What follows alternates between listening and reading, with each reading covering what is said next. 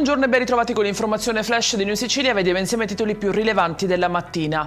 In apertura una tragedia sul lavoro nel Catanese. Un operaio sulla cinquantina è morto a seguito di una caduta da un'impalcatura a riposto. L'incidente è avvenuto intorno alle 8 di questa mattina in uno dei capannoni di una ditta di serramenti per edilizia.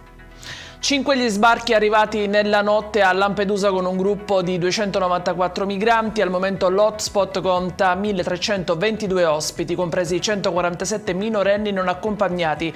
Gli stranieri partiti dalla Libia avrebbero pagato da 1.500 a 4.000 euro a seconda della nazionalità.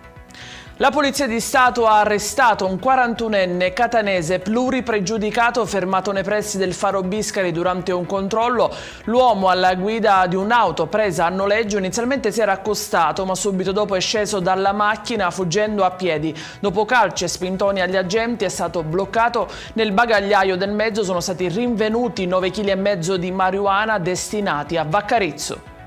E ancora sangue nelle strade siciliane. Tragico il bilancio di un incidente avvenuto ieri nel Siracusano. 3 i morti a seguito di uno scontro tra 2 moto. Le vittime sono una coppia di Gran Michele e un uomo romeno ma residente da tempo a Comiso. È in chiusura l'arresto di un 60enne di Reggio Calabria dopo una notte movimentata a Cristo Re nel Messinese. L'uomo è stato colto mentre tentava di fuggire dopo aver danneggiato con una stampella i vetri di alcune auto in sosta prendendo ciò che trovava all'interno. Ed è tutto per questa edizione. Vi ricordo come sempre che i dettagli su queste notizie e molte altre li trovate sul nostro sito e sui nostri canali social. Grazie per averci seguito e a più tardi con nuovi aggiornamenti.